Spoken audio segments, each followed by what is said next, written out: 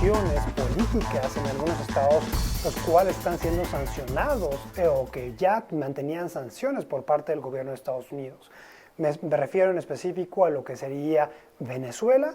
e Irán.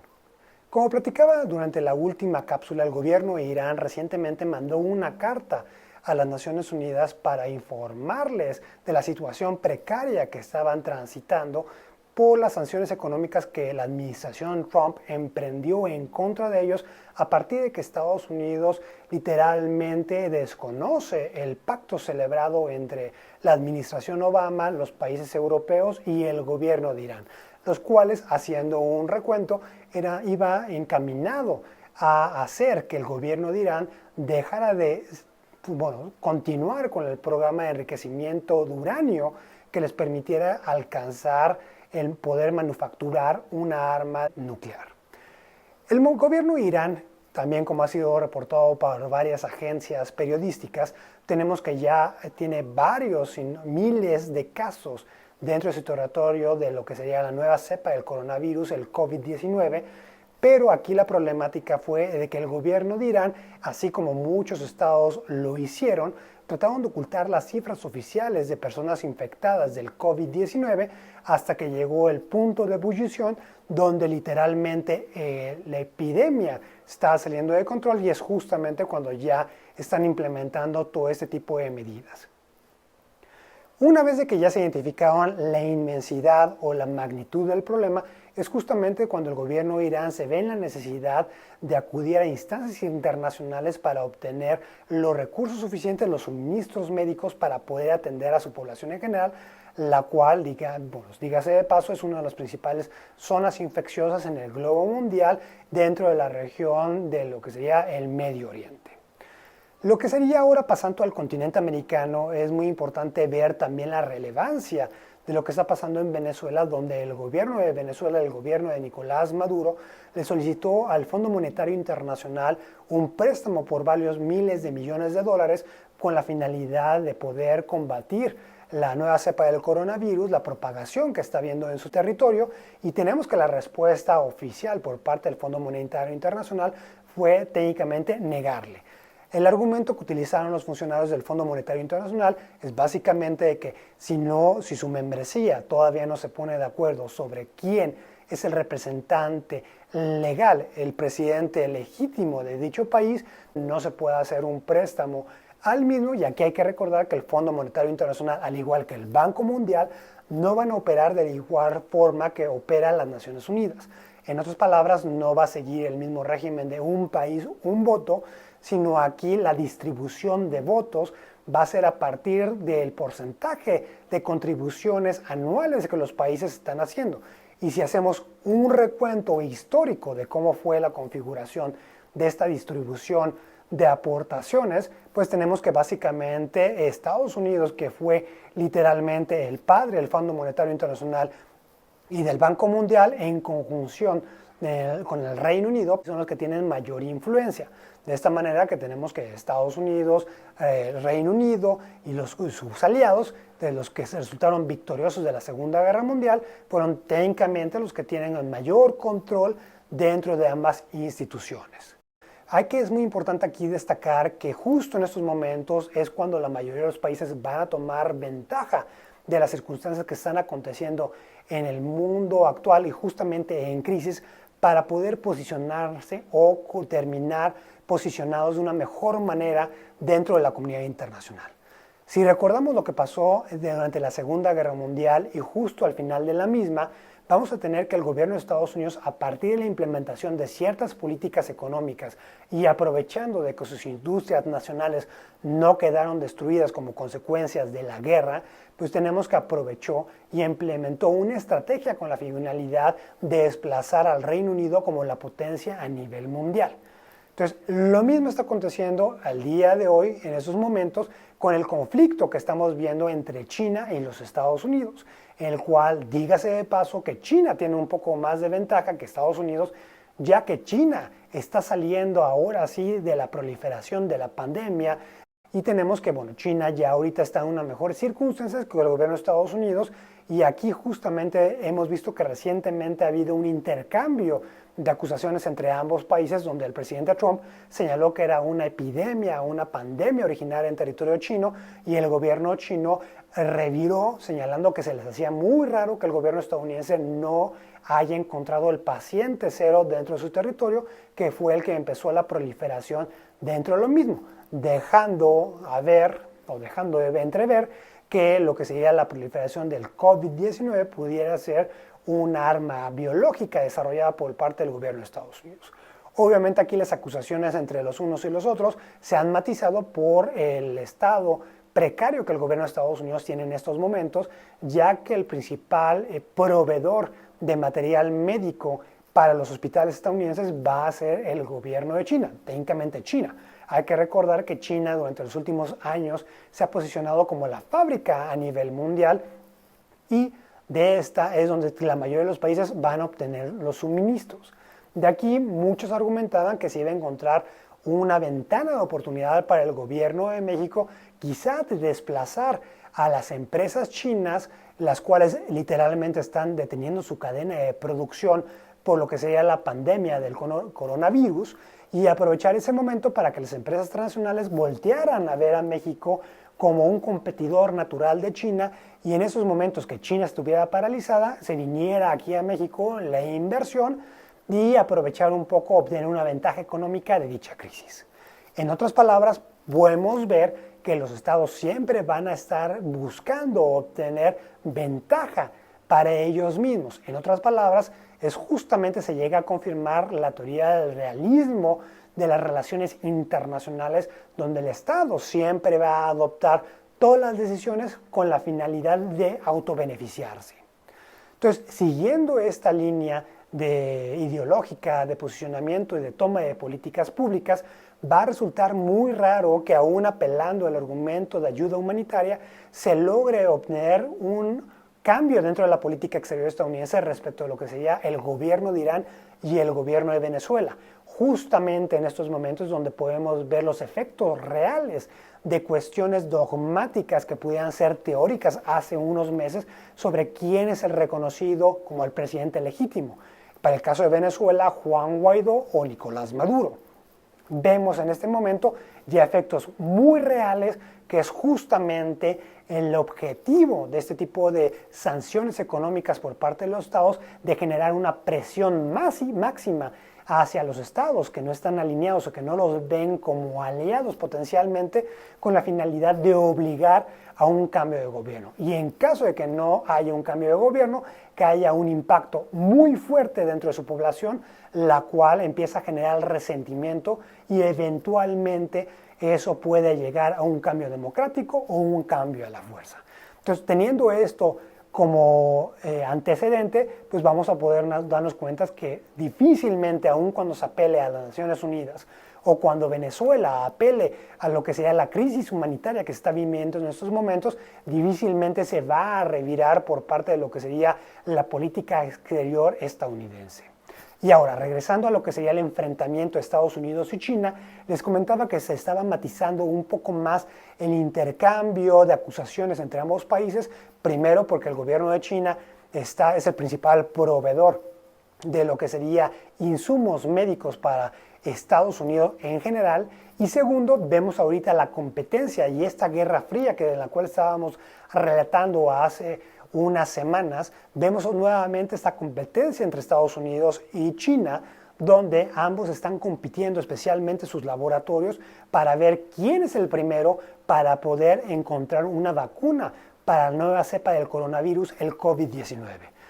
En próximas cápsulas estaremos platicando cuáles van a ser las repercusiones de quién vaya a ser el que vaya a descubrir esta vacuna después de lo que serían todas las pruebas ya en seres humanos que están realizando al día de hoy, pero el argumento que estaremos analizando va a ser respecto a qué es lo que dice el derecho internacional. ¿Va a ser posible lucrar en estos momentos cuando hay una gran necesidad, hay una pandemia a nivel global, en el sentido de que un laboratorio logre patentar esta vacuna y la pueda elevar a lo mejor a una cuantía que no pueda ser alcanzable por algunas personas, por algunos gobiernos, o el derecho internacional va a permitir establecer ciertos parámetros para que esta vacuna pueda ser compartida en toda la humanidad. Eso será objeto de otra cápsula, pero bueno, al día de hoy podemos ver este realismo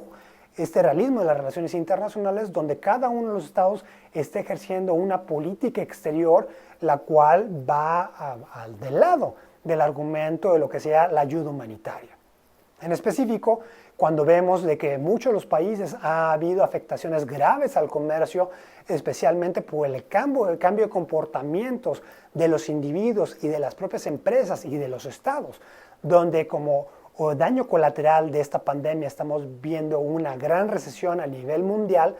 vemos que también que muchos de los estados, al verse rebasados sus capacidades nacionales, especialmente los insumos médicos que ya tenían guardados dentro de sus territorios, vemos que ha empezado a haber restricciones al comercio internacional, pero no respecto a las importaciones, sino a las exportaciones. Básicamente se está buscando limitar y que estos insumos médicos abandonen el territorio de los estados.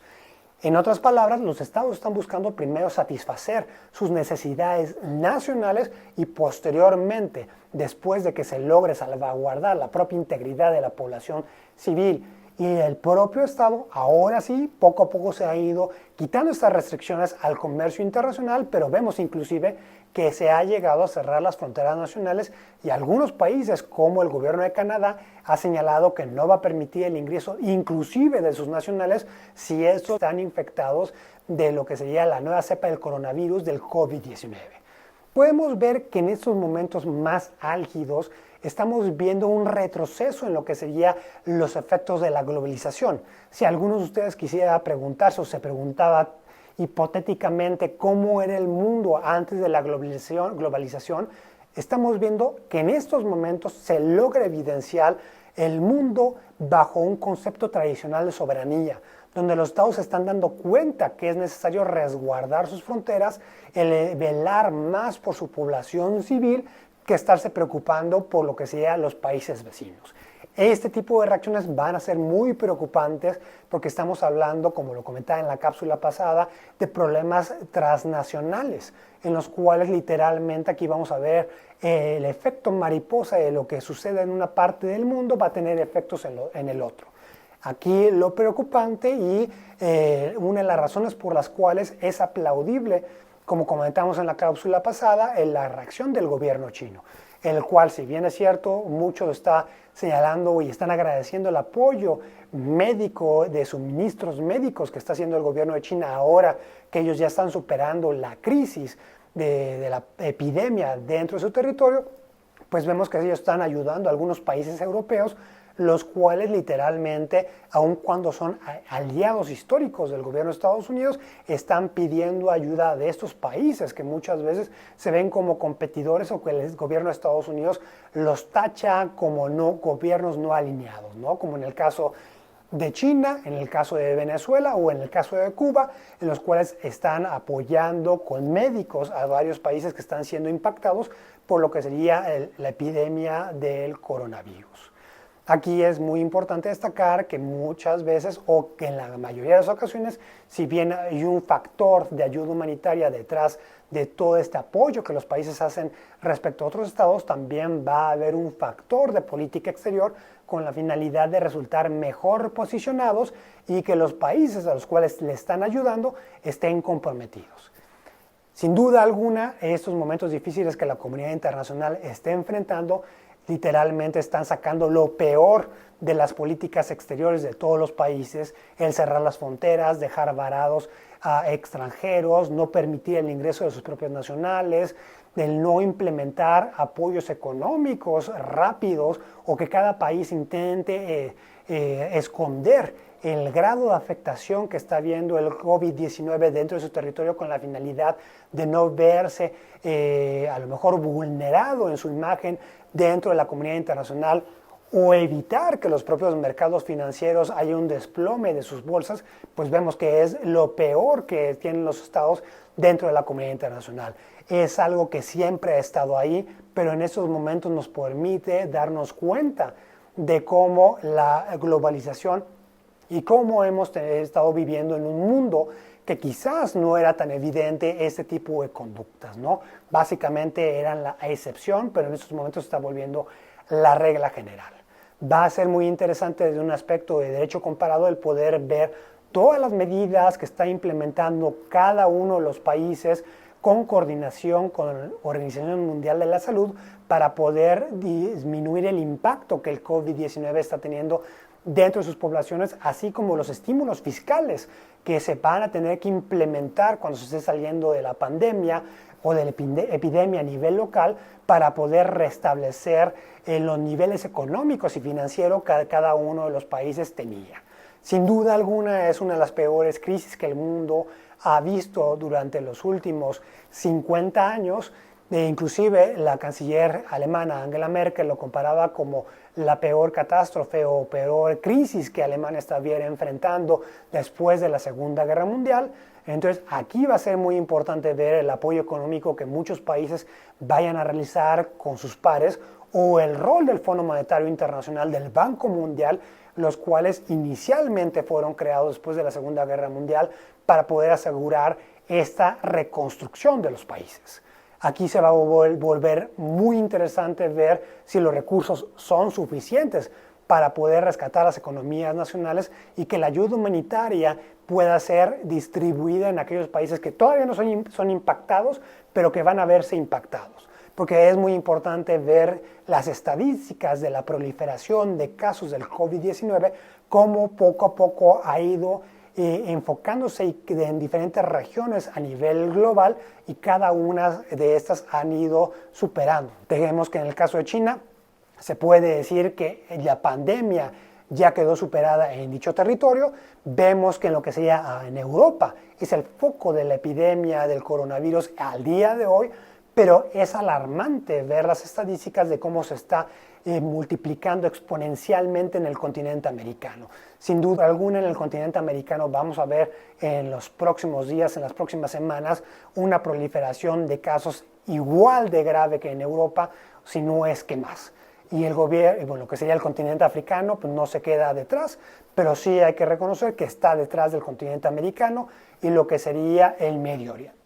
De esta forma, una vez de que ya se haya transitado de una zona a la otra, aquí es donde debe haber lo que sería la solidaridad a la cual estaba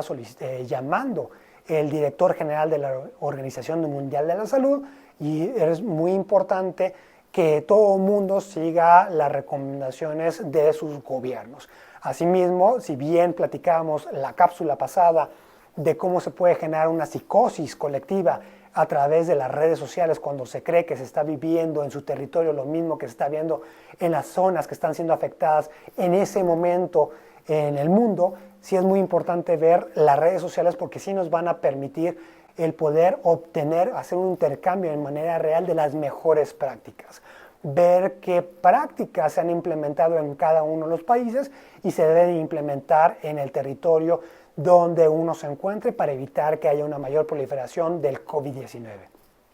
Lamentablemente, muchos de los estados no van a tener la capacidad nacional de sus instituciones o de los recursos económicos o de los insumos médicos para poder implementar las mismas medidas, y aquí es donde vamos a podernos dar cuenta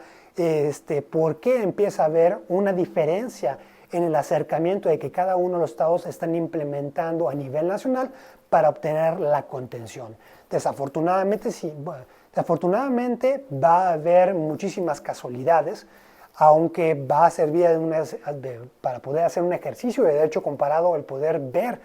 qué medidas cada uno de los estados implementó para poder ver en retrospectiva dentro de algunos meses cuál fue la mejor práctica a seguir, pero sin duda alguna en estos momentos sí hay un gran peligro en el cual muchos estados están yendo más allá de las recomendaciones temporales o permanentes que la Organización Mundial de la Salud ha realizado, Y de igual forma estamos viendo que muchos países ya están implementando lo que sería esos estados de excepción, donde se puede llegar a suspender algunos derechos humanos. El gran riesgo, siguiendo los patrones históricos, es que muchos estados han abusado de dichos momentos de estado de emergencia para ir más allá de lo que sería lo debido y van a extralimitar estas limitaciones a los derechos humanos de las personas. En retrospectiva, como he comentado en cápsulas pasadas, va a ser muy interesante reflexionar qué adecuaciones se deben hacer dentro del marco normativo internacional para evitar a lo mejor errores, como muchas veces están cometiendo al día de hoy en muchos países, pero que a falta de una autoridad supranacional que pueda imponer una medida en específico que deban seguir la mayoría de los estados, pues vemos que seguimos en un régimen horizontal. Nuevamente, es muy importante evitar el contagio, la propagación del COVID-19, tomar las medidas de distanciamiento social que se ha recomendado en todo el mundo, evitar salir a la calle si no es necesario, si uno presenta síntomas y bueno, seguir informado y manejar o tratar de discernir lo que de manera objetiva, qué son las buenas prácticas que se están dando a nivel internacional y tratarlas de implementar a nivel local en caso de que no se estén realizando por parte de los gobiernos locales. Muchísimas gracias por su atención. No olviden dar like al video, suscribirse al canal y estaremos comentando más en próximas cápsulas. Hasta la próxima.